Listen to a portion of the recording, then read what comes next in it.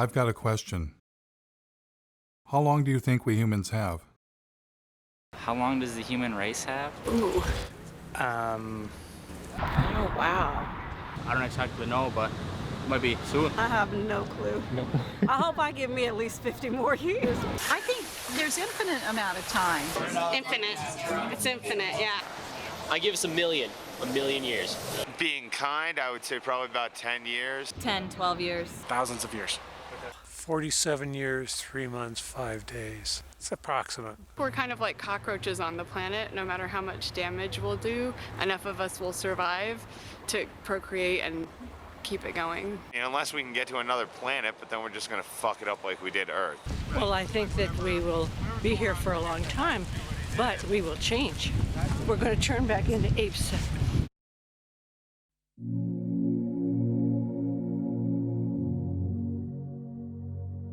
Have you ever wondered what would happen if a single species took over an entire planet?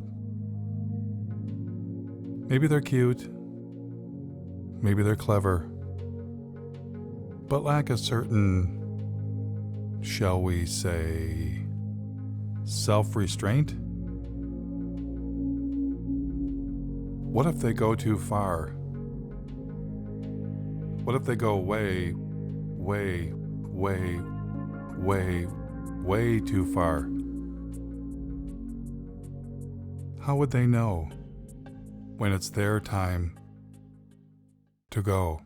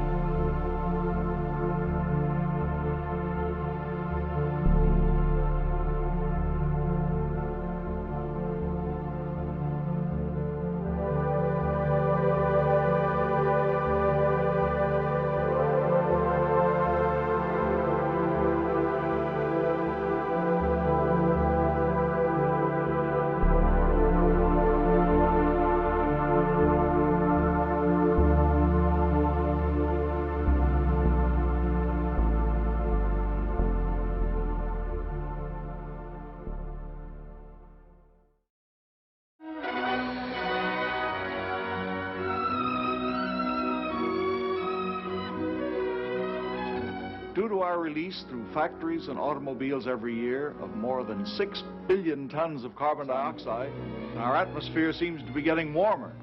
This is bad? Well, it's been calculated a few degrees rise in the Earth's temperature would melt the polar ice caps. And if this happens, an inland sea would fill a good portion of the Mississippi Valley. For in weather, we're not only dealing with forces of a far greater variety than even the atomic physicist encounters, but with life itself. That was 1958. We've known about the dangers of climate change for 6 decades. Back then, there was so much air pollution it would actually block out the sun. There was so much water pollution, rivers caught on fire. Forget throwing plastic bottles into the water. We tossed our cars in there. We also knew someday we'd run out of oil. For millions of Americans, this may be the worst weekend they've ever faced for finding gasoline to give them the automobile freedom they take as their due. I never doubted humans would find a better way, and I wanted to be part of it. A scientist sounded the alarm, and the modern environmental movement was born. Unless we do bring these chemicals under better control, we are certainly headed for disaster. Students all across the country organized the first Earth Day. At this point in time, it's very, very fashionable to talk about the environment, but as every day proceeds, we find very, very little concrete being done. As for me, you might say I was an early environmentalist. When I was 9 years old, a bulldozer began knocking down the woods near my home. I retaliated by putting sand in its gas tank. When I grew up, I became a tree hugger and moved to the wilds of northern Michigan to build a sustainable homestead and commune with nature. I wired my cabin for solar panels and heated with wood instead of fossil fuels. I wrote about sustainable living and environmental issues for the Mother Earth News and several news outlets. I traveled the country documenting invasive species, ecosystem collapse, and species threatened with extinction. I covered protests against destroying mountains for coal, and was once even confronted by the BP police. You're a journalist? Yeah. By all means, you can take all the pictures you want. Okay. We'll write a report, and then we have to send it to the FBI and the U.S. Attorney's Office. They'll call you. Through all of this, I kept wondering, why are we still addicted to fossil fuels? So I decided to begin following the green energy movement. What better place to check out how a renewable energy revolution is coming along than a solar festival in the Green Mountain state of Vermont, powered by 100% solar energy. Solar. I was having fun and got a chance to ask about getting solar panels installed. You can keep adding, so maybe every time you get a tax return, buy another solar panel. But then a little rain began to fall.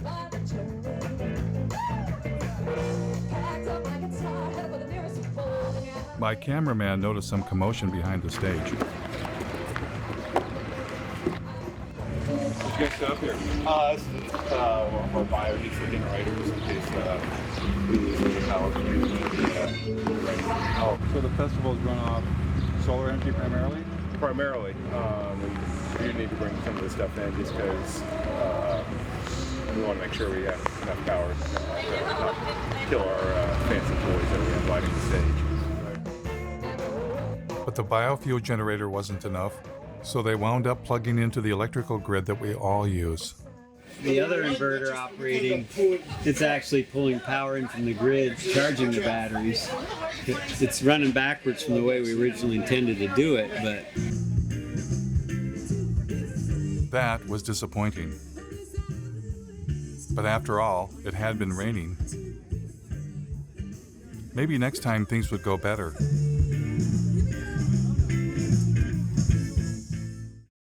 Luckily for us, hope was on the way.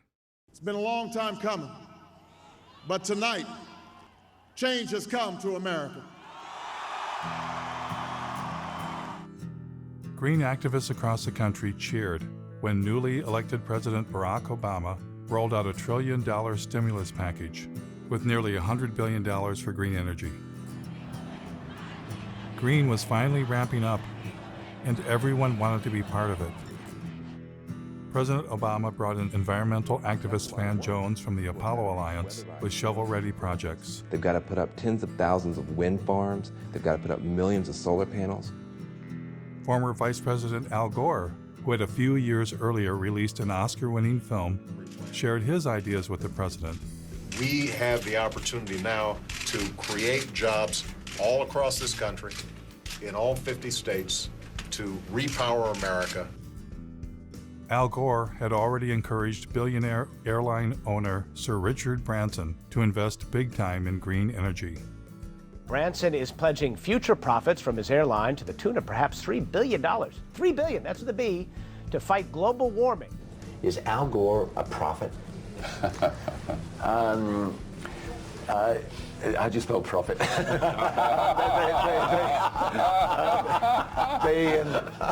Investors came forward. Investor Vinod Khosla, known as the father of the clean tech revolution, has poured over $1 billion of his own money into some 50 energy startups. Major banks were eager to get involved. By 2020, we think renewables will require $395 billion on an annual basis. Robert F. Kennedy Jr. was both on the board of major environmental organizations and was leading a green energy investment group. We build wind farms, we build solar farms. Once you build our plant, it's free energy forever.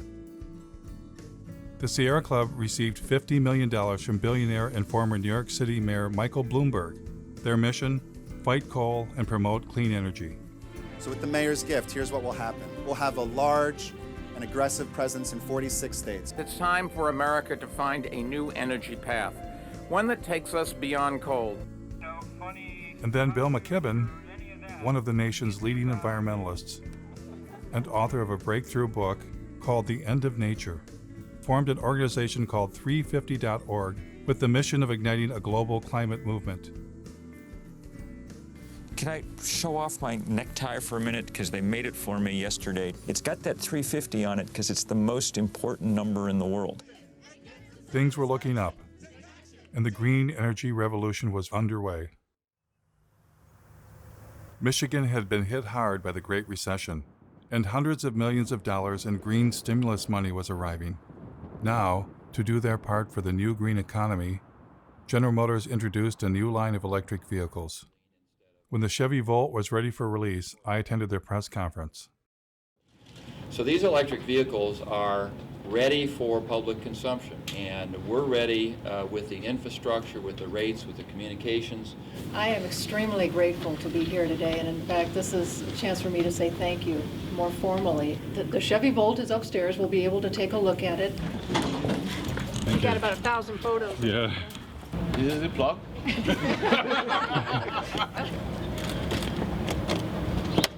It's as simple as that.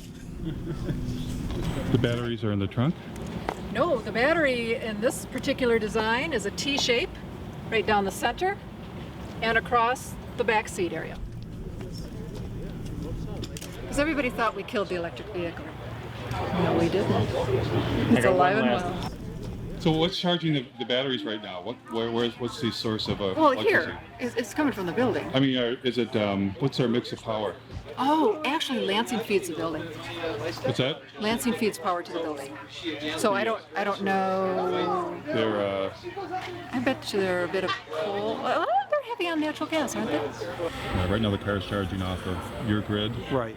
It would be charging off our grid, which is about 95% coal. How long do you think it'll be before there's a solar and wind powered grid? Oh, golly. To suggest that all of the power used for these cars will be generated from wind and solar in the very near future would not be correct. In fact, we're talking about charging these up at night, so there won't be any solar at that time. So we're down to wind, and very often at night the wind does fall off. So I don't think coal is bad. The what? A big battle. Mountaintop removal. Oh, yeah. Yeah. It's got lovely BTUs. It's got lovely Very energy dense, value. Yeah. How do you burn it more cleanly? I mean, do you see natural gas getting bashed? we will be delivering power based on natural gas very shortly. And even with that that mix, we intend to use biofuels if we can. The environmental groups are extremely supportive. We did install the state's largest solar array at my company, the Board of Water and Light. It's just down the street from here, a few miles, if you want to take a look at it. What outfit are you with? New World Media. We're doing a segment on the renewable energy. Oh, excuse me, I gotta go for a second, but thanks.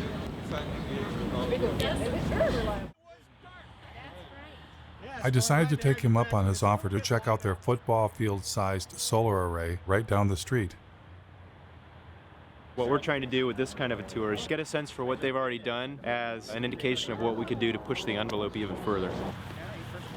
We took a hard look at wind and determined that, around here there's not any real good wind coming through all the time. That's what we liked about solar. You would get the power when you most needed it. Pass these around, look at them. They are pliable. Made in Michigan, that was another good thing. Although the efficiency of these panels is only about just under 8%. If you happen to be NASA and you happen to own a rover running around Mars, they have very efficient panels. But we can't afford those at about $1 million a square inch.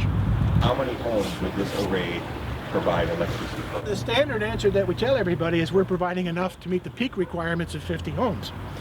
However, for most of the people that look at it a little bit closer, we generate about 64,000 kilowatt hours a year. Our average customer uses about 6,000 kilowatt hours a year. 6,000 into 64 is just a little over 10. We can meet the energy requirements for 10 homes over a year. Will that be an incentive to put more solar on?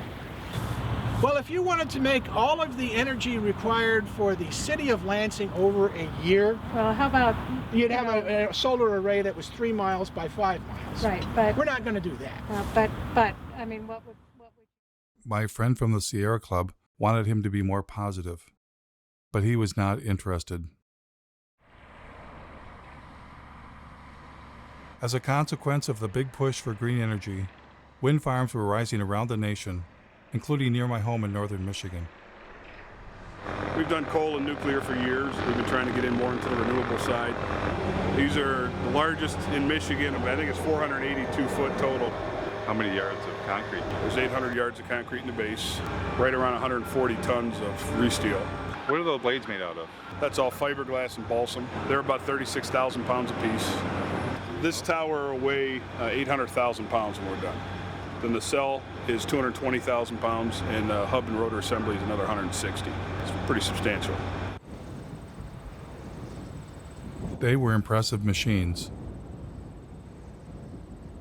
But is it possible for machines made by industrial civilization to save us from industrial civilization?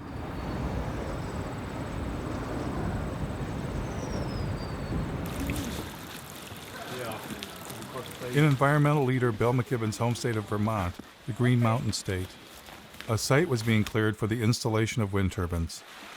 A group of citizens was concerned about how the construction might affect the mountains they love. I joined them for a tour. It's going to be 21 turbines. 21. Yeah. On this in this project. Yeah. The estimate was maybe there would be 3 full-time jobs. If the goal is to try to make Vermont the leader in climate change, I appreciate looking to the sky in the hopes that we can do that. But more importantly, I'm personally looking at the ground thinking this is not the kind of legacy I'd want to leave to my kids. When I was a kid, we'd go hiking in these woods. We would be able to drink from the waters down the hill here, and now you have to question that. And how long are these towers supposed to last? 20-something years. 20 I know. It's just. Oh, wait a minute. You're kidding me. It's a nanosecond. 20 years? Oh, it's a nanosecond in the time of energy. Does anybody consider that this is mountaintop removal for wind instead of coal? Yeah, and we've even had people say if you can do mountaintop removal in Kentucky and West Virginia for coal, then it's about time that the rest of the country shared in the mountaintop removal too. Hello. I think they're going to tell us to move back. The thing is you've got to have a fossil fuel power plant backing it up and idling 100% of the time. Because if you cycle up or cycle down as the demand on the wind comes through, then you actually generate a bigger carbon footprint than if you just ran it straight. Do you ever go to things where they just go, well, that's not true, it doesn't matter, we're going to have the smart grid? It doesn't make any difference. You still got to have it idling, because let's just say the wind stopped right now. Just stopped for an hour. You've got to have that power. What do you do? I'm a environmental health and safety consultant. I usually work with businesses to help them do things, but I would never work with scum like this. You didn't get me on camera doing this, did you? Not being judgmental or trying to play God, but we've got to deal with population growth and sustainable resources. We've all got to cut back. All this energy is supposedly going to heat a water park. We can find unique and different ways to waste energy. This is not a Vermont company. I mean, Green Mountain Power will be bought out by Gas Metro, and Gas Metro is owned by Enbridge, as I understand it, which is a big company resource company in Canada which is exploiting the tar sands that wants to build the XL pipeline. See, they're all in bed together. And it's still we don't know the whole story. Have you asked Mr. McKibben to come see that? He thinks anything renewable is good. Yeah. So that's what I've heard people say. This is...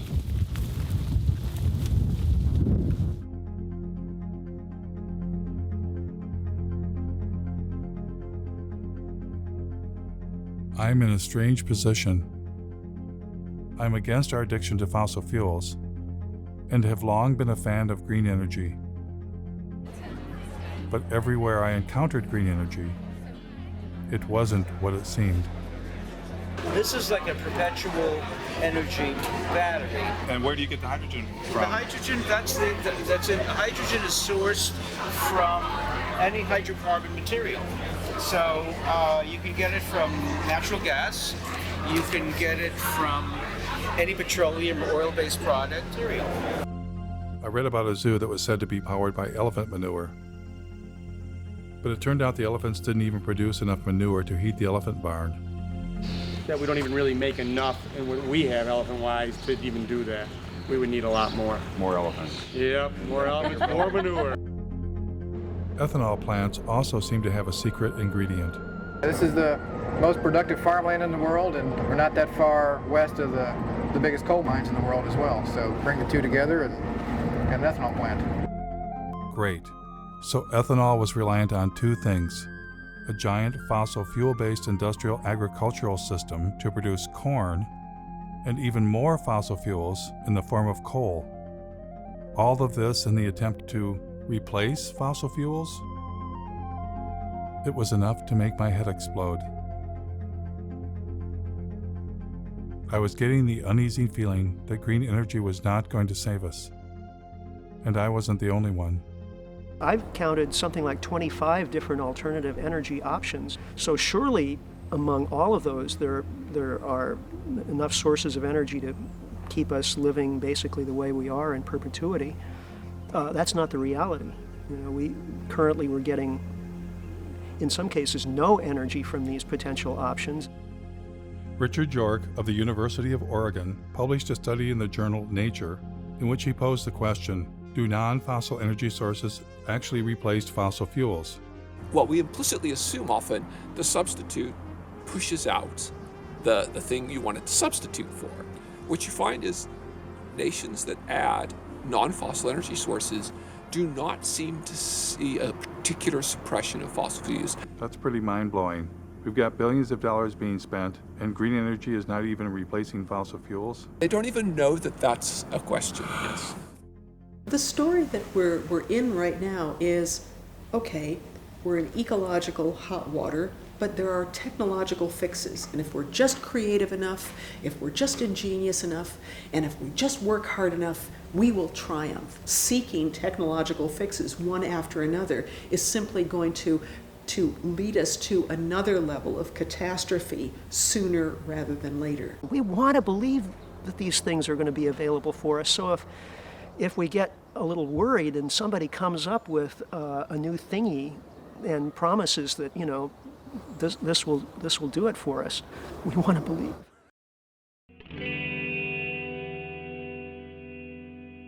Because we're a little worried.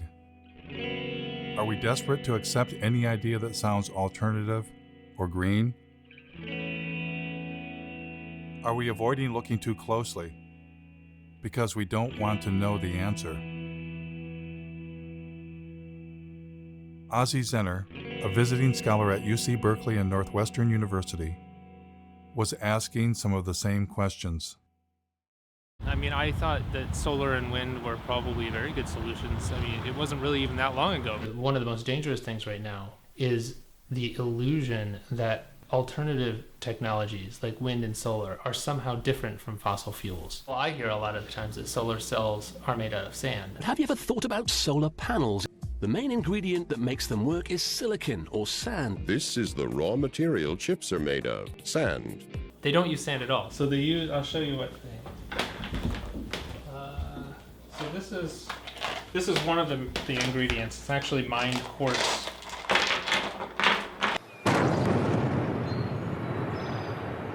Spruce Pine, North Carolina, regarded as the finest source of high-purity quartz in the world for semiconductor, solar, and communication applications.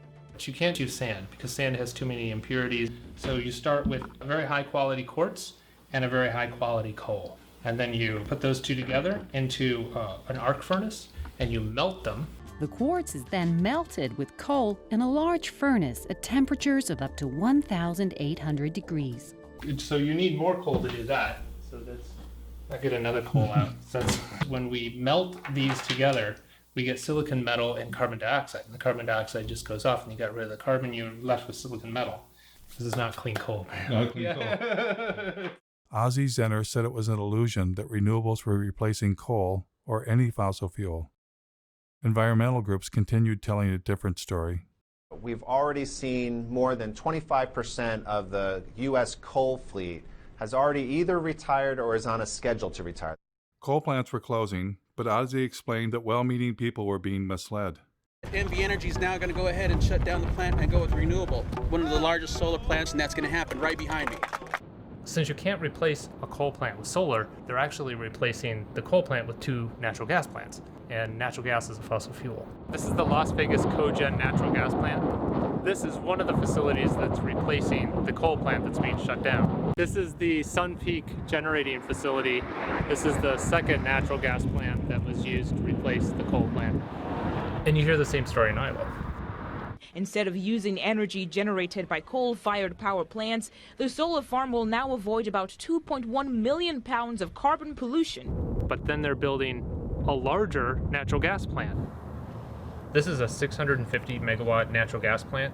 That's 4 times more megawatts than the coal plant over there that it's replacing. And they're doing the same thing in North Carolina, which was the subject of that Years of Living Dangerously series. Duke Energy operates a coal plant right outside of Asheville that is the biggest source of climate pollution in western North Carolina. And we are working to retire that plant and replace it with clean energy. But what they don't tell you is that we're also building a larger natural gas facility. So we'll be retiring the 2-unit, 376 megawatt coal plant. We'll invest $750 million to build a state-of-the-art natural gas plant. When Michael Brune stands up and talks about clean energy, he's using solar cells and wind turbines. This is the new world, 100% clean energy. When Michael Bloomberg stands up and says cleaner energy, he's talking about natural gas. Create cleaner energy, solar, wind, and natural gas. In fact, the Sierra Club's Beyond Coal campaign actually coincides with one of the largest expansions of fossil fuel production that we've ever pulled off, most of that being natural gas. Ozzie's assertion that renewables were not replacing fossil fuels, if true, would upend all of our assumptions about green energy and what was going to save us. What would happen if I asked the same question to industry insiders? Like, where do solar panels come from? Well, you have to start with a mine. Or, what's stopping us from running the world on 100% solar and wind? Well, intermittency is one of the major challenges with grid stability. The sun's everywhere except when it's not there. There's a lot of developers that were flocking to California wanting to connect their solar farms and wind farms. The utilities would turn to me and my team to help them look at what the impact to their grid would be. When we add solar cells or wind turbines to a grid, do we get to shut off a coal plant? That's certainly the goal. The problem is, or the difference is that renewables are intermittent. All of a sudden a cloud cover could come over and your solar generation could drastically decrease. And if you don't have something else there to meet whatever the load is at that moment, then you're going to have power outages. So we don't get to turn a fossil fuel power plant off when the sun is shining or the wind is blowing? Well, it's not that easy. We need to be able to back up that power to keep the system steady all the time so it doesn't collapse. Most likely that's through fast-acting gas plants, but also what we call the baseload plants, either nuclear or coal, that are on all the time, but that maybe can be dialed down during the day and dialed up when demand starts rising. Does it affect the efficiency to turn fossil fuel power plants on and off? Oh yeah, they don't like to be dialed up and down. It does make, that's wear and tear for them. Turning them on, turning it off, there's energy used and lost in any time. Kind of like when you turn your car and off, you use a little extra gas to get it turned on. I do still think you have to maintain a base load of some kinds. What's the solution then? You need energy storage. Without storage, you can't count on it. If you can store the energy that's created off of things that are intermittent, like solar and wind, you can store that, then you're reducing your need for a baseload. But would adding storage like batteries increase the carbon footprint? Yeah, absolutely. In a big way, actually. And as more energy storage gets on the grid, it has a mass scale implication. When I looked up how much battery storage there is, it was less than 0.1% of what's needed. In a couple years, they begin to degrade and need to be replaced a few years later. I learned that the solar panels don't last forever either. Some solar panels are built to last only 10 years, so that it's not as if you get this just magic free energy, right? I don't know that it's the solution, and here I am helping to sell in materials that would go into photovoltaics. And so, to overcome profound limitations of solar and wind, rarely discussed in the media, a new generation of technology was rising in the California desert. What is this? What we're using is a field of mirrors to focus sunlight onto a tower. The power plant itself, at 377 megawatts, will be the largest of its kind in the world. This will become the biggest solar plant in the world. There's some people that look out in the desert and they see miles and miles of emptiness. I see miles and miles of a gold mine. But this next generation had a fossil fuel secret too. This solar facility burns natural gas pretty much every morning in order to get it started up. How long do they have to burn it for? Hours usually. This is the incoming natural gas for the facility. This plant would work about as well without natural gas as I would without coffee in the morning. Or maybe how you would be without food. Without food, yeah.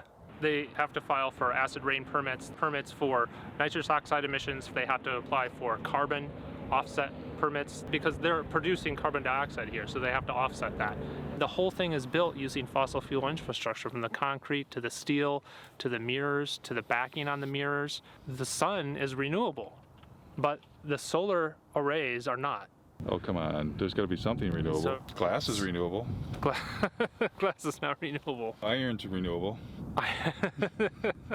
Aluminum, that's renewable. I recycle my pop soda cans. I know it's renewable. Yeah, the problem with all of these materials is that it takes an incredible amount of energy to mine and process all of the materials that go into building something like this. You use more fossil fuels to do this than you're getting benefit from it. You would have been better off just burning the fossil fuels in the first place instead of playing pretend.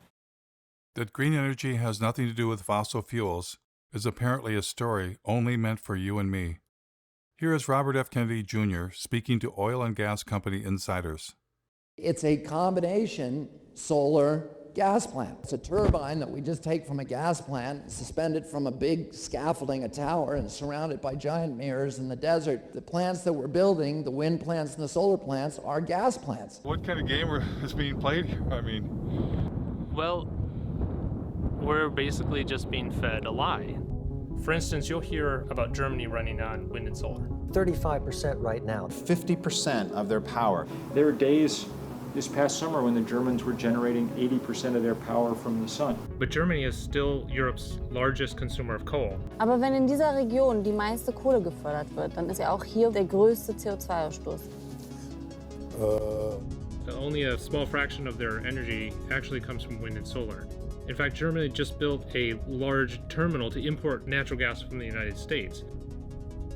Elon Musk, the founder of Tesla, when he announced his Gigafactory battery plant, he said it would power itself with wind and solar energy.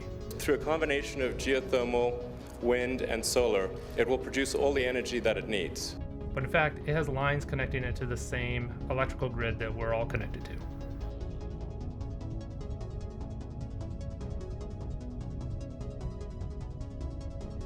Electric cars, wind turbines, and solar panels use rare earth metals. And in fact, the rare earth mine is right up the street from here. In mining these deep deposits, about 90% of what they pull up out of the ground contains uranium, thorium, and low level of other radionuclides. Radioactive waste that has to be disposed of somehow.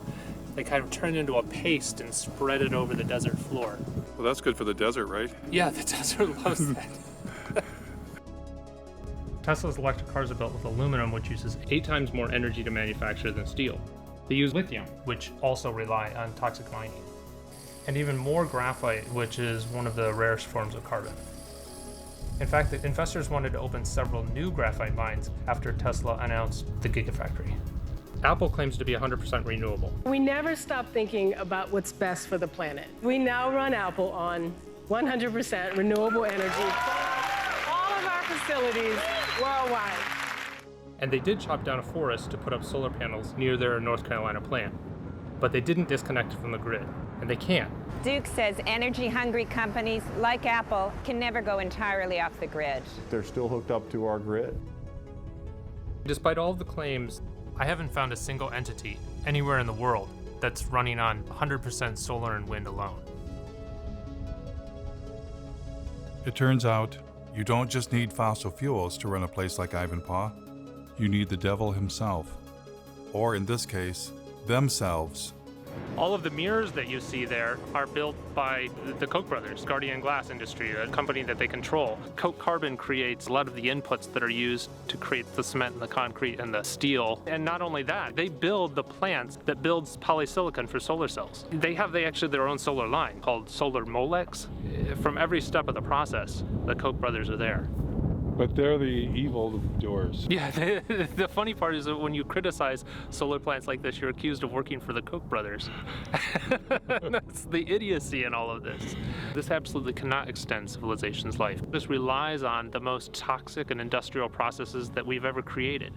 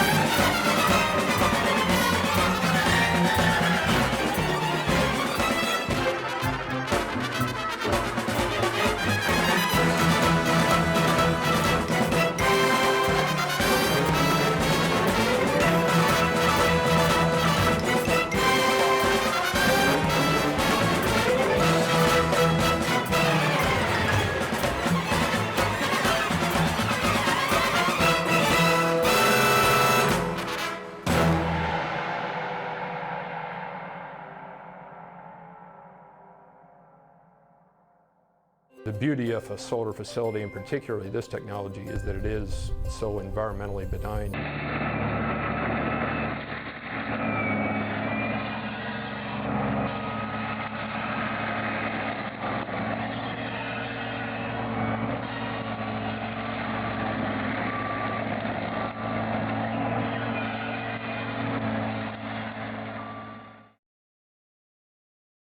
I too had once thought deserts could be sacrifice zones. I was wrong. Deserts are not dead. They are in fact full of ancient life.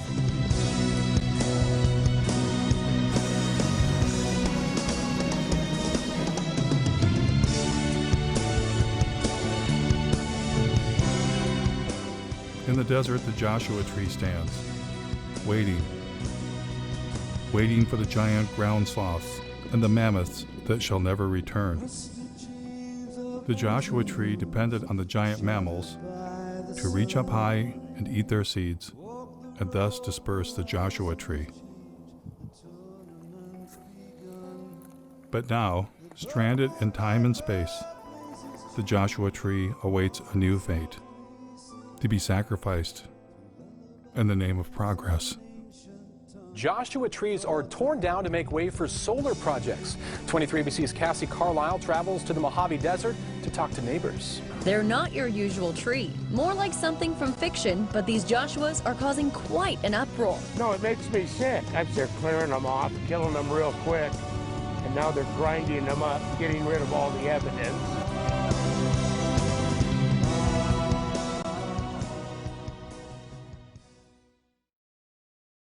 Not far from Ivanpah Solar, Daggett, California was home to several generations of solar arrays, including some of the first on the planet.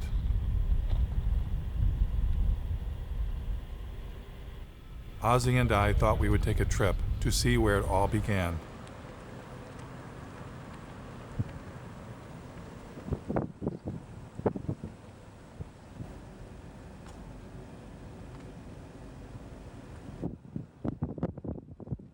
This is one of the sunniest places in the planet, really. This the center of the solar industry. They've been building and dismantling and building arrays here for about 40 years.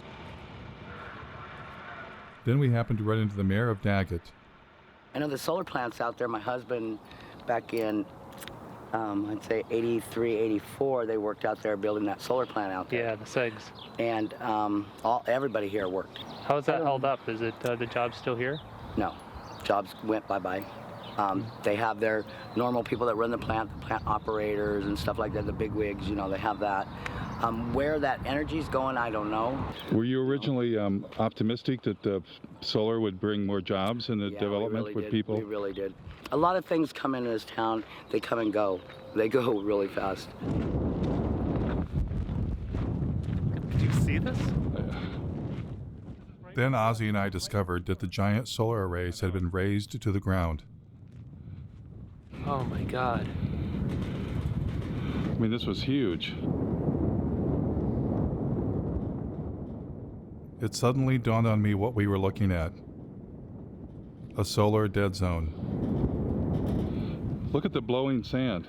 Yeah, there's sand everywhere. There's sand dunes forming around this area.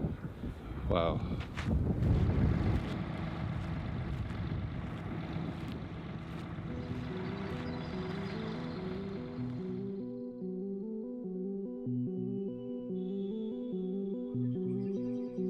So after all the mining, the fossil fuels, the toxins, the environmental destruction, here's what happens next. Only a few years after it was built, things at Ivanpah began to fall apart. Broken mirrors littered the desert. Yes, these giant solar and wind technology installations may last only a few decades, then tear it down and start all over again. If there's enough planet left.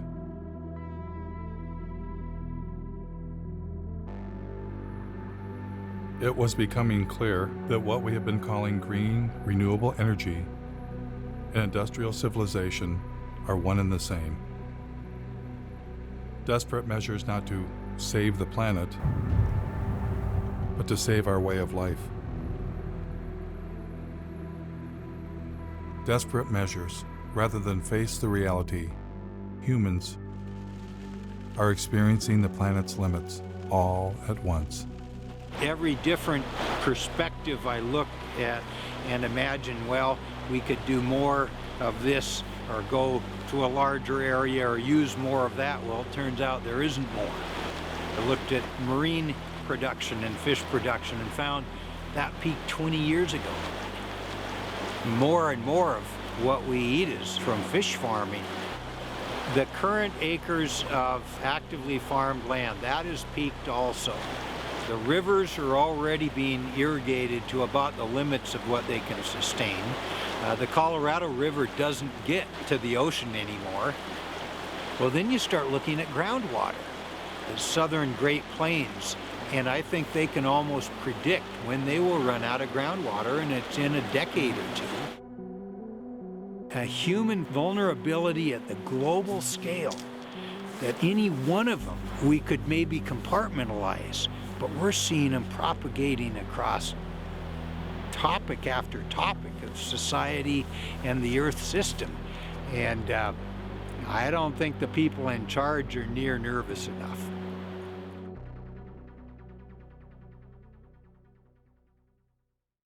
Though each of them takes climate change seriously, every expert I talked to wanted to bring my attention to the same underlying problem. There are too many human beings using too much too fast. As a global community, we really have got to start dealing with the issue of population. Population growth continues to be not the elephant, the herd of elephants in the room. Can a single species that's come to dominate an entire planet be smart enough to voluntarily limit its own presence? Is there any precedence for that in nature? Wow. We have to have our abilities to consume reined in, because we're not good at reining them in if there are seemingly unrestrained resources.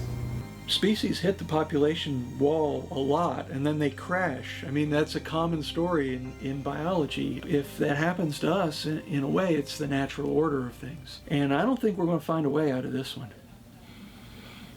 I don't. As a scientist, what leads you to that conclusion? Well, because right now, a large percentage of that number is supported by industrial agriculture, which is heavily subsidized by oil, and it's not sustainable. And, you know, and there's no going back. Without seeing some sort of major die-off in population, there's no turning back. What's the thing that nobody ever asked you that you want? Nobody's ever asked me if I'm scared. Yeah. And I am. I actually am scared. I lose sleep over all of this.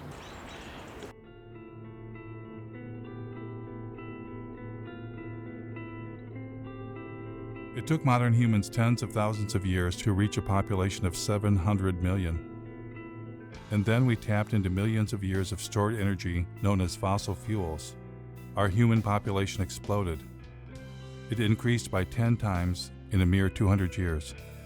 Our consumption has also exploded, on average 10 times per person, and many times more in the Western world.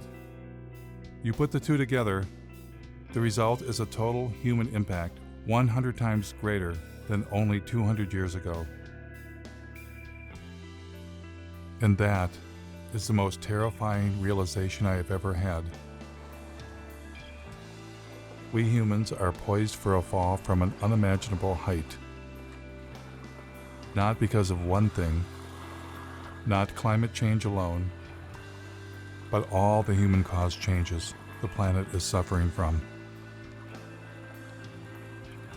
So why are bankers, industrialists, and environmental leaders only focused on the narrow solution of green technology?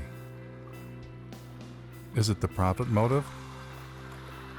And why, for most of my life, have I fallen for the illusion green energy would save us?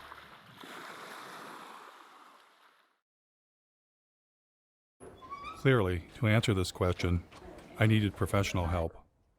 Keep my stuff at that ever. No. Never heard. I'll just be honest with you about my dilemma. You can be my, clinical, social, psycho. It's like the right has religion, and they have a belief in infinite fossil fuels. Our side says, oh, it's going to be okay. We're going to have solar panels. We're going to have wind towers. As soon as I heard you talk about our denial of death, I'm like, could that be it? Could it be that we can't face our own mortality? Could we have a religion that we're unaware of? Absolutely. I think you've hit the proverbial nail on the head. What just differentiates people from all other forms of life is that, we're not only here, but that we know that we're here. If you know that you're here, then you recognize even dimly that you'll not be here someday. And on top of that, we don't like that we're animals. So we don't like that we're going to die someday. And we don't like that you could walk outside and get hit by a fucking meteor.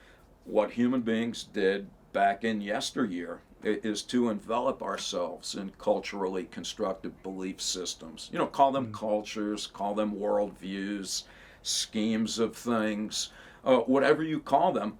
Every human community has them. Every culture has an account of the origin of the universe. Every culture has a prescription for how you're supposed to behave while you're here. And every culture offers its denizens hope of immortality, either literally or symbolically. Then the question is, well, what happens when you bump into people who don't share those beliefs? Whether you know it or not, whether you like it or not, that's undermining the confidence with which you subscribe to your own views and exposing you to the very anxiety that those beliefs were constructed to eradicate in the first place. If we're to make progress, whatever that word means, or even to persist as a form of life, we're going to need to radically overhaul our basic conception of who and what we are and what it is that we value. Because the people that you referred to earlier, both on the left and the right, that think we're going to be able to discover more oil or solar panel ourselves into the future, where life will look pretty much like it does now, you know, only cleaner and better. Either with more oil or greener Correct. or both. I think that's just frankly delusional. What I'm hearing is that if I haven't come to grips with my own anxiety about death and life and presented with a reminder of that, I'm highly likely to make some tragic decisions for the community. Yes. The only solution in principle is, you know, as Albert Camus put it, he said, there's only one liberty: to come to terms with death. Thereafter, anything is possible. I find that downright inspiring. As for our environmental leaders who dwelled in comfortable illusions, how tragic of decisions were they capable of making? I was about to find out.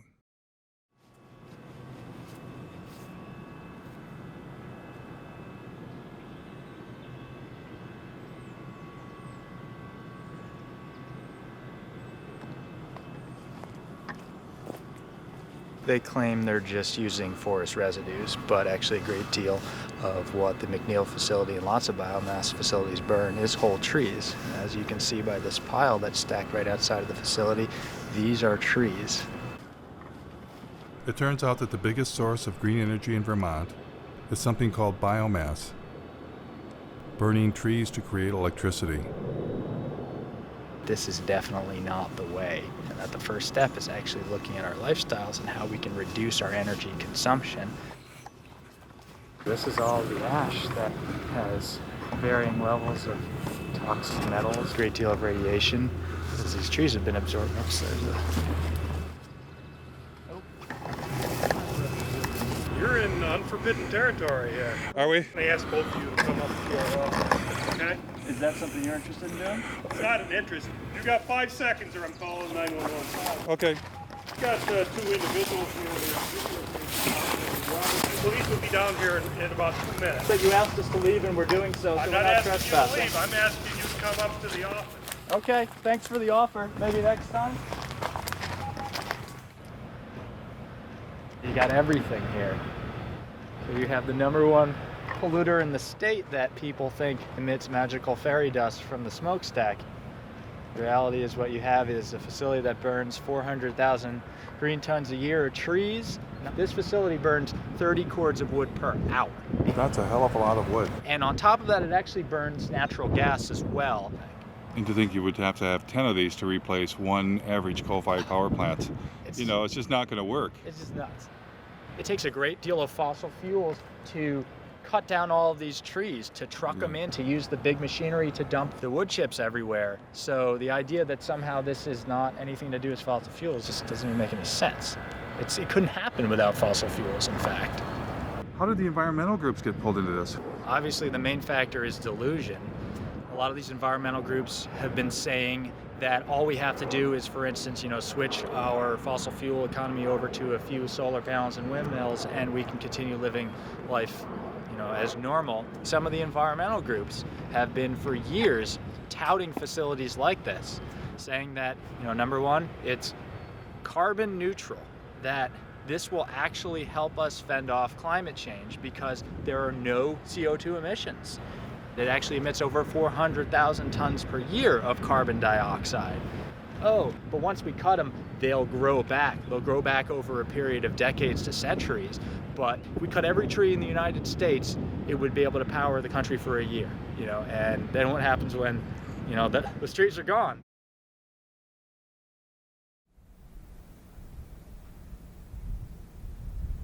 I discovered biomass plants were not even always biomass plants.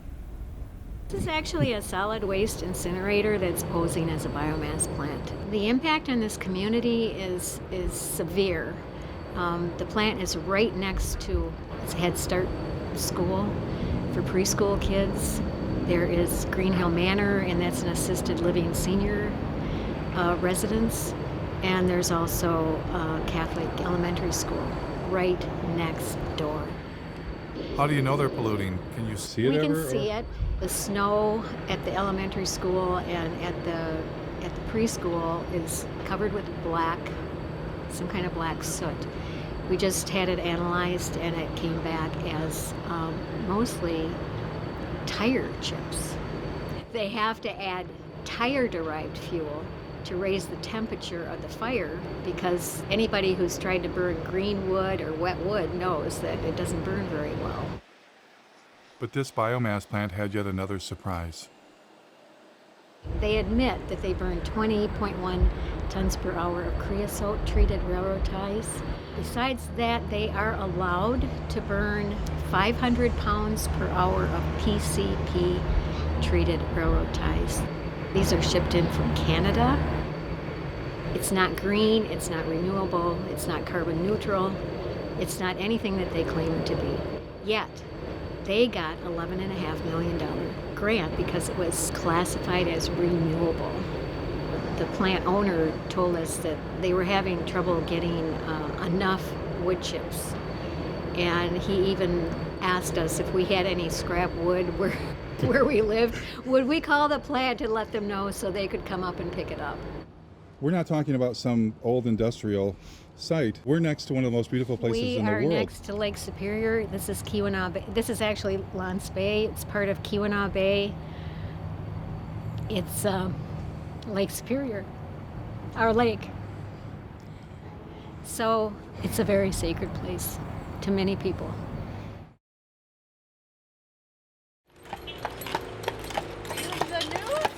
No, there's supposed to be a climate change rally.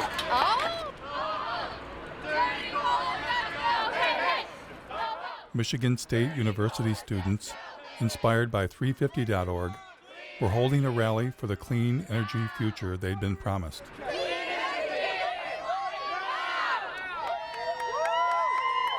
Imagine when I found out that it is the largest on-campus coal plant in the nation. The goal is to get the whole world moving beyond fossil fuels. Who wants to do a 350 sign on the steps of the... But it turned out Michigan State had a form of green energy in mind the students did not support. The university contracted with a energy contracting company. They put together like a modeling tool. First 2 or 3 months that the steering committee was using this modeling tool, it didn't even contain data for wind or solar. So there was... Adam told me they were planning on substituting coal burning with biomass burning. The permit that is currently being considered by the state is a permit for 24,000 tons of biomass per year. And the plan is to do that in all four boilers. Unfortunately, the steering committee considers biomass renewable at the moment, which we're not happy with. Michigan State wasn't the only university to go green. I'm happy to announce that Carolina will be going beyond coal in the next decade. Now, as we begin to wean ourselves on coal, we're about to try another alternative energy source, biomass. And who is here to help the University of North Carolina switch from burning coal to burning trees? So it is a great pleasure to be here today to celebrate the remarkable step that the university is taking to say we're going to do our part. A remarkable step indeed. We're to do our part by getting out of bed with coal companies and into bed with logging companies? Where did the idea of colleges going green by burning trees come from anyway? A little college called Middlebury in the heart of Vermont. Welcome to the celebration of the opening of Middlebury's new biomass gasification system. It's now my great pleasure to introduce this afternoon's speaker, Bill McKibben. What powers a learning community? And as of this afternoon, the easy answer to that is wood chips. It's incredibly beautiful to stand over there and see that big bunker full of wood chips. You can put any kind of wood in, oak, willow, whatever you want. Pretty much anything that burns, we can toss in there if we can chip it down to the right size. And there are very few similar cases any place in this country of that kind of change over that scale. But it shows it could happen anywhere, and it should happen anywhere. In fact, it must happen everywhere. It must happen everywhere. And now it's time for a nature break, enjoying our sustainably managed Michigan forests. If you walk through here and you look, there's virtually nothing growing. A little bit of grass occasionally. And it seemed that biomass plants indeed were suddenly everywhere. Like this one in Cadillac, Michigan. In Detroit, an incinerator that burned garbage was considered green. The Detroit incinerator is known to emit horrible smells and pollutants that neighbors say make them feel sick and put their health at risk. It's a stink. It's a horrendous stink. A proposed biofuel plant for the Upper Peninsula of Michigan would consume trees from tens of thousands of square miles. In order to create 40 million gallons of ethanol, they were going to have to use up over 1 million tons of green wood. We pointed out that they were going to be using more natural gas than they were going to be creating ethanol to displace the natural gas. If you continue to do this, you're going to be fertilizing the forest. Fertilizing the forest with fossil fuels. Fossil fuel-based, right, fertilizers. Made from natural gas. Yeah. Then came a ballot proposal backed by Bill McKibben and nearly every major environmental group, requiring Michigan to get 25% of its electricity from renewable sources by the year 2025. This year, Michigan voters have a choice. Keep burning dirty coal and oil, or move Michigan to clean, renewable energy like wind and solar. Vote yes on Proposal 3. Surprisingly, Proposal 3, also known as 25 by 25, was the brainchild of an organization that was 100% biofuels and biomass. Allowing America's farms, ranches, and forest lands to be active participants in contributing to America's energy future. These are the biomass and biofuel plants across the U.S.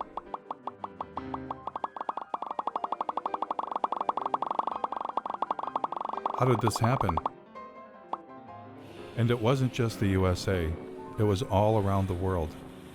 Wood chips, which is just a euphemism for trees, are being exported to Europe from America, British Columbia, Brazil, and Indonesia, wherever they can get them from. Biomass, especially when you add in biofuels, is by far the largest portion of green energy around the world, even in Germany, source of the solar miracle. But maybe I was missing something. Maybe I had it all wrong. I decided to ask people protesting fossil fuels how they felt about biomass and biofuels as green energy.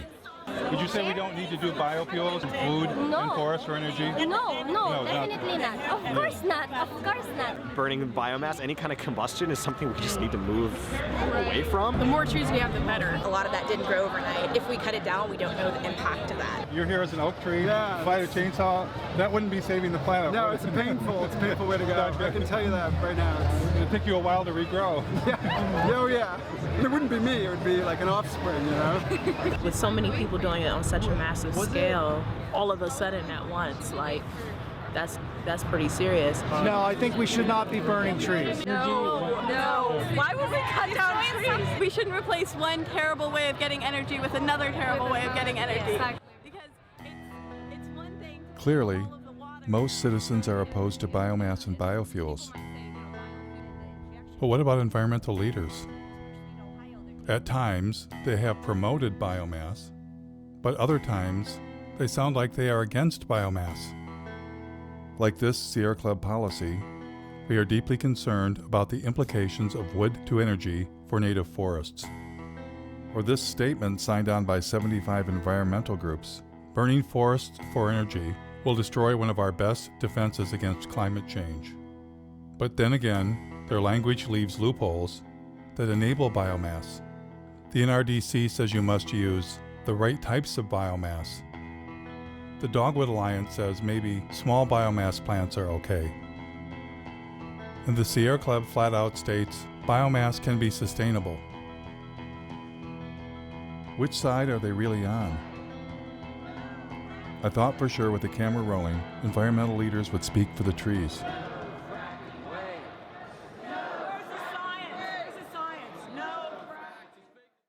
We're here to tell a story about what the forests of this state, of our Commonwealth, mean to us. Does your organization have any stance on that? I'm not sure I would say we support it as much as we can wrap our heads around it. We've almost made a peace with the timber industry. I'm just curious, what's your group's stance on using forests for biomass? Biomass is renewable, biomass is sustainable. And I'm with Clean Water Action. We don't really have a stand on it. If the director of the Sierra Club was here, she'd be able to talk your ear off about it. I'm the director for the Sierra Club in Pennsylvania. Does the Sierra Club support or not support biomass? I'm not totally prepared to talk about our policy on biomass today. Our position is somewhat nuanced, so I just want to be, careful not to. So you're with 350? I am. Does 350 have a position on biomass? Because I'm kind of actually... I can't really speak for 350. Do you personally have an opinion about whether we should be burning trees for green energy? No, I don't have an opinion on that. I like a fire. One of my biggest concerns as an environmentalist is that we're starting to burn trees, that there are tree burning power plants. Are you aware of the problems with biomass or biofuels? Yeah, I'm not as aware of that as I could be or should be. Jeff Gibbs, working on a documentary in Michigan, where I live, where I'm from. There's large plants that burn trees for energy, and pretty much whole trees chipped up. Do you have a thought about whether that should be part of green energy or not? Well, the great thing about green energy is you don't have to pick a favorite. Jeff Gibbs. Oh, hello. My biggest concern is that in Germany, for instance, they're moving towards solar and wind, but 60% of their actual energy is coming from biomass. 60% of what's considered renewable energy. Burning trees for energy? I don't know the details out of Germany. What Germany's really doing is a lot of sun and wind. I mean, that's really powerful to see. But I'd like to see us come out against any burning of trees for clean energy. Would you? Although I confess I stoke my wood stove almost every night of the winter, so I'm not the right. But designating green energy for power plants. Yeah, I don't know. It's not what today's about. We're on the. But if we're burning trees instead of fossil fuels. From Taiwan. Oh, good. And we're wondering that what role do you want to play in this market? I think the biomass question is a non-starter.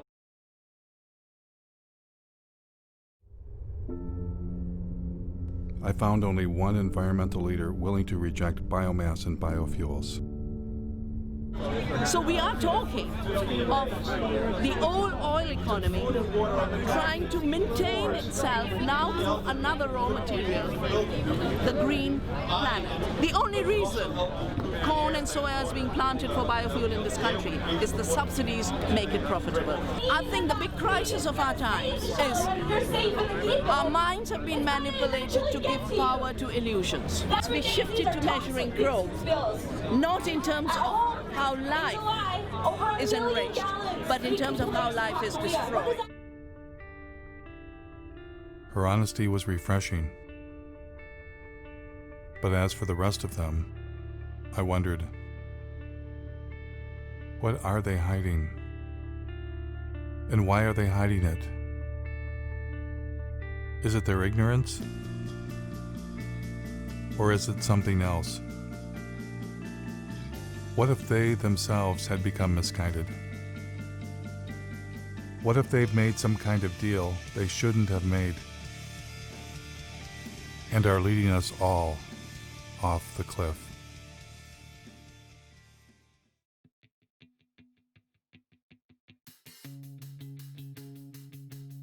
It was long past time for me to come to grips with the other elephant in the living room, the profit motive.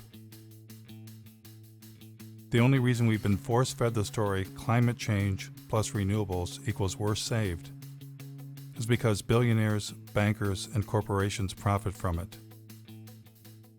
And the reason we're not talking about overpopulation, consumption, and the suicide of economic growth is that would be bad for business, especially the cancerous form of capitalism that rules the world, now hiding under a cover of green.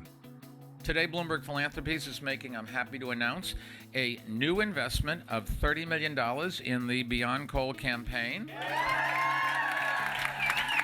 We have more. I'm glad to say that more than a dozen additional funders have committed to match that $30 million. And who were these new partners? One of them was Jeremy Grantham, billionaire, world's leading timber investment advisor. They were not investing in trees to turn them into nature preserves, which might answer another riddle. Why is this name redacted on the Sierra Club's tax return? Would they be embarrassed to take $3 million from a man who made his living selling the forests of the world? Bloomberg bringing a timber investment billionaire to the party was no coincidence. Bloomberg sponsored a UN climate session to discuss ramping up biomass and biofuels around the world. Billionaires were in love with the idea of turning what was left of nature into green profits. Remember when Al Gore had gotten Richard Branson to invest billions into saving the planet? Richard Branson, founder of Virgin Atlantic, powered a Boeing 747 from London to Amsterdam on a coconut oil mixture to highlight the potential of this amazing oil as a clean energy biofuel. Branson had actually invested in biofuels. He was attempting to replace the jet fuel damaging the planet with biofuels that required the consumption of the living planet. And it was game on for the airline industry. Dozens of researchers from all over the Northwest gathered in Missoula the past 2 days to explore the idea of converting the region's massive reserves of wood into jet fuel, especially with the demand for aircraft fuel expected to grow by 1 billion gallons in the Northwest alone. United Airlines will buy a $30 million stake in biofuel company Fulcrum Bioenergy. The airline used 3.9 billion gallons of fuel last year. What technology was Silicon Valley billionaire Vinod Khosla hoping to profit from? Nature takes 1 million years to produce our crude oil. Kior can produce it in seconds. The company took over this old paper mill where logs are picked up by a giant claw, dropped into a shredder, and pulverized into wood chips. Clean gasoline. Green gasoline. There must be a downside. There is no downside. The bank that crashed the economy, ruined millions of lives, and has their tentacles on the levers of power. What would their favorite form of green energy be? One of the very interesting markets that we deal with is Brazil. It's unlike any other market in that today, alternative energy isn't really alternative energy. It's so much a part of the fabric of the society. The country began to utilize its vast resources of sugarcane to produce ethanol. There was a man from Goldman Sachs who was particularly in love with turning forests into profits. Has everybody got enough coffee? You might want to get some more. Meet David Blood, former CEO of asset management for Goldman Sachs. How much money did Mr. Blood believe should be invested in green energy? A natural alignment for something in the order of $40 to $50 trillion worth of capital. $40 to $50 trillion. And who was going to help the man from Goldman Sachs? Help him raise that astronomical amount of money? A gentleman some of you may recognize and know, Bill McKibben. It's entirely dependent on what kind of political will we can muster. And if we do not get this done very fast, then we're not going to get it done. And so Bill McKibben went forth to generate the political will for trillions of dollars in green investments. Our next guest has been called our nation's leading environmentalist. And you are, in some sense, the grand poobah of the environmental movement. My guest tonight is on a global crusade. On a global crusade for what? Commit to divesting from fossil fuels. We can't justify investing our money in companies that are basically running Genesis backward. So when you divest from fossil fuels and invest in green funds, what are you investing in? I took a deep dive into Securities and Exchange Commission filings to find out. For instance, in the Green Century funds, recommended by 350.org and Bill McKibben, I found less than 1% solar and wind, and 99% things like mining,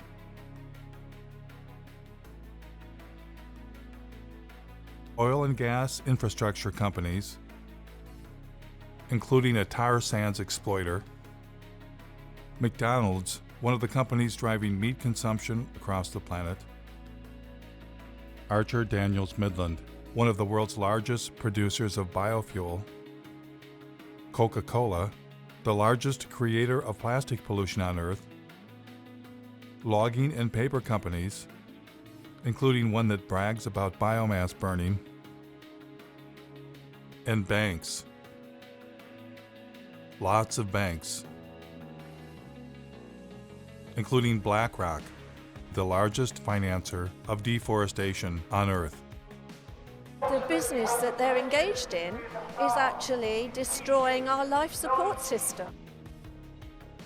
The Sierra Club also partners with a green fund called Aspiration. Aspiration also includes dozens of companies profiting from the destruction of the planet, including Chevron, ExxonMobil, Chesapeake Energy. In order to maximize the production potential of the well, the shale formation will be hydraulically fractured. The Russian gas giant Gazprom.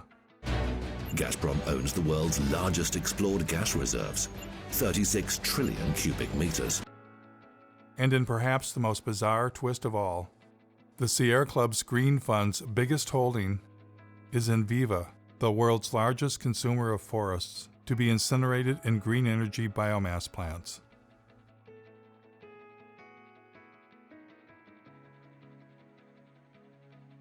Of course, one investment option is a green fund run by Bill McKibben's buddy David Blood. And who was the chairman of this fund? Someone familiar.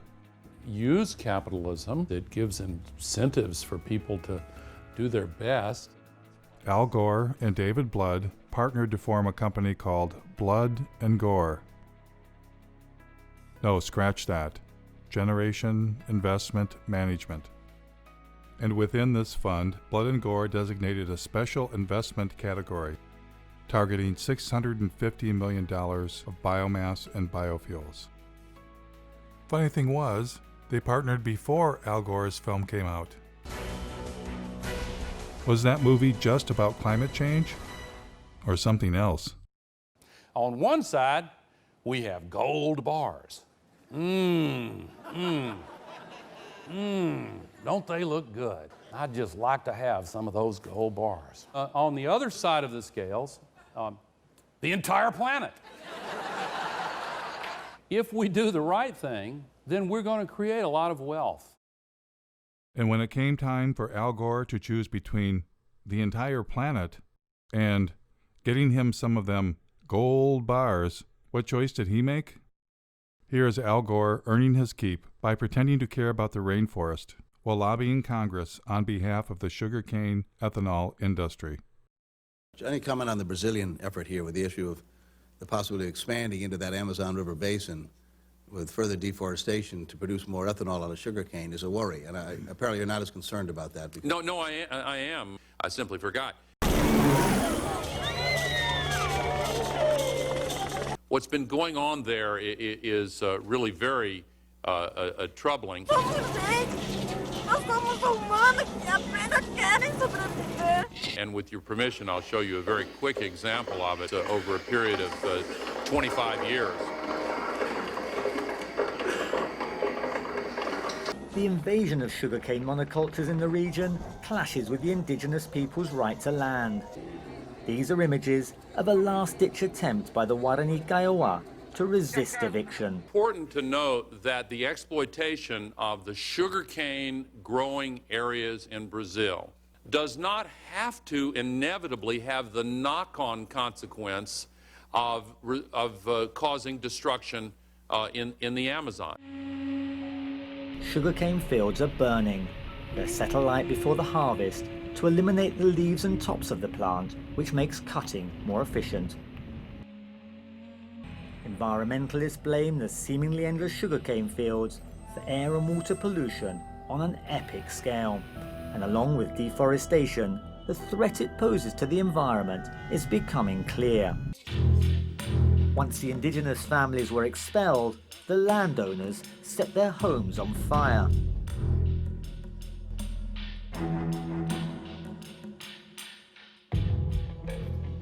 Is there anything too terrible to qualify as green energy? Thank you very much, Secretary Mabus and the US Navy for once again inviting me to speak with you today. The Navy's work to help launch this new fuels industry is invaluable. The U.S. Navy has a special message this year. It is time to turn green. Joining the vessels is what the U.S. Navy calls its Great Green Fleet of warships powered by fuel from renewable sources like algae, grass, and animal fat. Animal fat.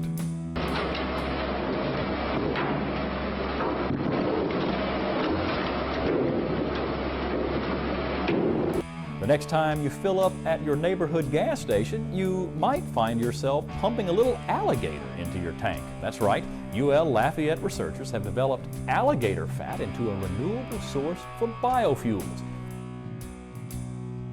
And once we run through the animals, what's next? GE, who brings you nuclear energy and wind turbines, is ready with a plan. I believe that liquid fuels, chemicals are eventually going to have to be made from sustainable raw materials. We believe that seaweed is one of the most attractive opportunities.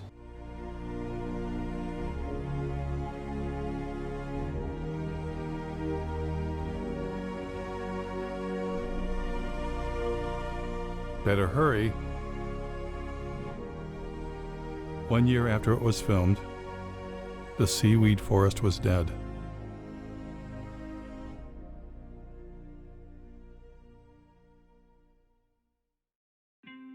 You might ask yourself, how could men destroy what remains of nature to enrich themselves? Well, that's why they're billionaires, and you're not. The takeover of the environmental movement by capitalism is now complete. Environmentalists are no longer resisting those with the profit motive, but collaborating with them. The Nature Conservancy is now the Logging Conservancy. We will capture the most important pieces biologically, and there will be another large block sold to timber investment groups. The Union of Concerned Scientists has become the Union of Concerned Salesmen, having taken millions not for science, but to create markets for electric cars. The Sierra Club sells electric cars and solar panels right from their website. The best thing about Sungevity is that they make it easy for you. All that you have to do is to say yes. The New York Times partners with ExxonMobil to bring you the good news about biofuels. Algae-derived fuel could help us meet growing demand. Treehugger.com, which claims to be the largest single source of environmental news, was founded and funded by Georgia Pacific, a logging company. In fact, they are neighbors. Georgia Pacific is owned by our friends the Koch brothers, who are likely the largest recipient of green energy biomass subsidies in the United States. Yes, the merger of environmentalism and capitalism is now complete. But maybe it's always been complete. How is 350.org funded? Well, not very well. Who are your funders? Sure. To the degree that we have any money at all, it's come from a few foundations in Europe which ones? and the U.S. Let's see. I'm trying to think who the biggest funders are. There's a foundation based in Sweden called, I think it's called the Rasmussen Foundation, that I think has been the biggest funder.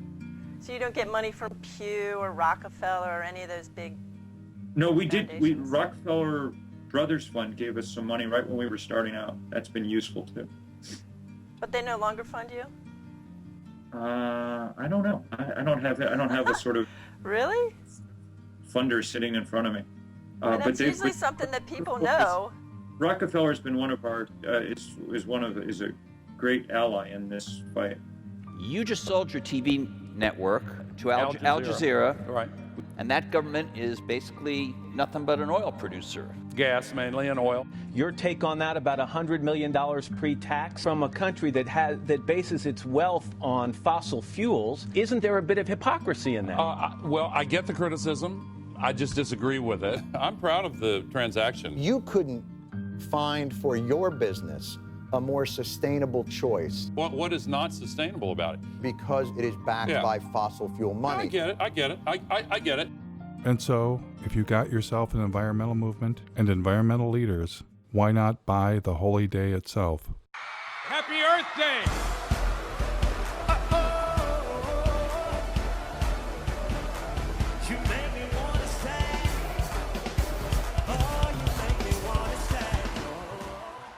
Now we are facing the greatest sets of issues that we've seen in my lifetime. It's time now for a new generation to jump up on the stage and create a habitable country, a habitable planet that we can all enjoy. Are you that generation? I need to thank Building Energy, which provided so much solar power to this that we've powered the entire event with solar energy. But when I went backstage to see what was really going on, You ain't running this whole thing on that, Jack. I can tell you that. The toaster is 1,200 watts. So that run right there could run a toaster. I found the installer. Hi. Are they running the festival on these solar panels? The concert is run by diesel generation system. They didn't ask us to energize the concert. Oh, okay. And we'd also like to thank our incredible corporate sponsors who've been behind the movement to end extreme poverty and tackle climate change since the very beginning. We want to thank Toyota, Citibank. We want to thank Caterpillar. We're standing at the construction site of the Dakota Access Pipeline. It looks like there are at least 3 bulldozers actually bulldozing the land. People have gone through the fence. The bulldozers are still going. And they're marching over the dirt mounds. Without these partners, it wouldn't be possible. Let's give them a round of applause, everyone.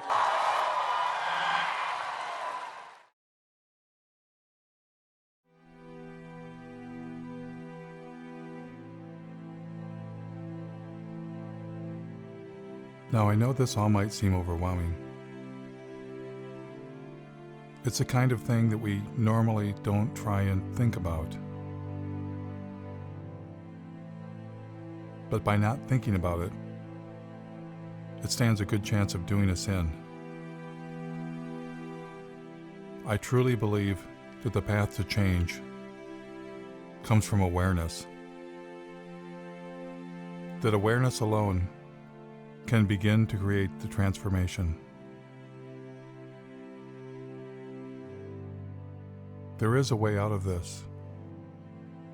We humans must accept that infinite growth on a finite planet is suicide.